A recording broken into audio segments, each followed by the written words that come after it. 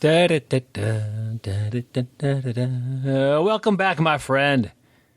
This is BjjBrick Quick. My name is Byron. We're talking about jiu-jitsu, keeping it fairly quick. Today's topic, too tired for Brazilian jiu-jitsu. I've definitely been accused of this.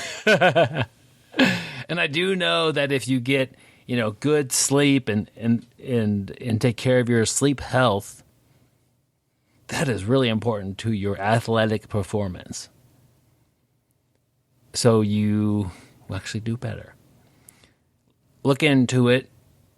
You can look into how athletes treat their sleep and the sports that have more science with them, like the bigger money sports where they pay to help, really dig down into it. Not like jiu-jitsu. We don't have a team of the best nutritionists and scientists helping our athletes compete better.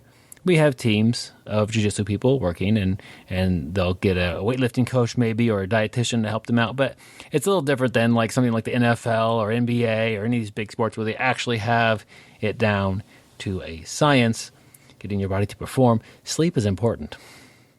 And boy, I'm not going where I thought I would go with this topic. Maybe I'm a little tired today. So if you want to perform good, sleep is important. But sometimes I feel I'm just too tired to train. And I work I'm a firefighter. I work a 24-hour shift. And sometimes I get, just a couple of hours of sleep at night. And sometimes I don't go to jiu-jitsu because I'm just too tired. Sometimes I go to jiu-jitsu even when I'm really tired. And we'll be stretching, or Jake will be showing a technique. Jake Fox is the coach where I train at, and sometimes he'll just call me out. He's like, "Man, you look tired," and I don't know, maybe it's my posture, my face, or whatever. But he gets to see it sometimes. Like, man, Byron's struggling today to even just exist. And I know that, I'm not going to roll real great today.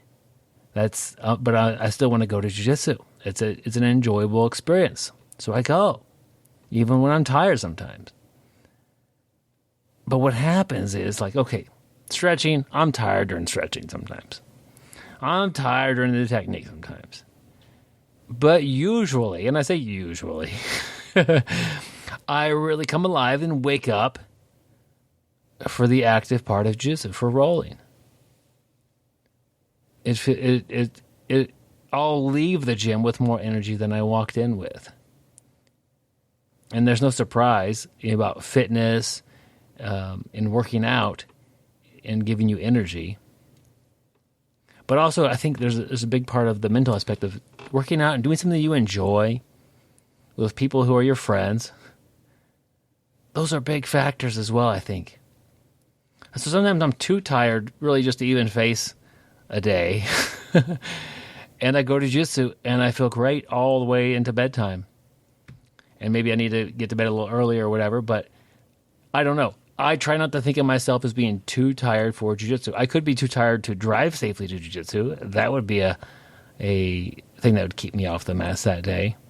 But if I feel good enough to get there, which probably is really hard to judge, I know in the course of the rest of my day, it's a win. Have you experienced this before? I hope so. Not that I hope that you're tired, but I hope if you are tired or feeling a little bit down in the dumps or whatever, when you leave jiu-jitsu, you feel better. And I know it can have the opposite effect. You come in feeling good. I'm going to do so good. I got some new techniques to work on, and this is going to be my day, and then none of it works. And you feel like crap when you leave mentally. But I think maybe part of it is when I show up tired, I'm not expecting much to happen for me. I know my rolls aren't going to be real good. I know I'm going to struggle. Maybe get tapped by somebody who doesn't typically tap me out. Maybe not tap out anybody. Maybe not even get a sweep or a point score. I don't know. I don't really keep score when I roll, but, not do well. But when I leave, I usually feel pretty darn good, and I'm happy I went. Hope you've enjoyed this podcast today. If you want to support this podcast, Patreon is a great way to do it. There's a link in the show notes, I believe. I should double check on that. Maybe we get a little bit more Patreon support. You can support us like $1 per month. I mean, I crank out so many episodes a month. Don't support us per episode. Support us per month. If you want to kick in $1 or $2 or $5 or whatever, greatly appreciated, you guys. That means a lot.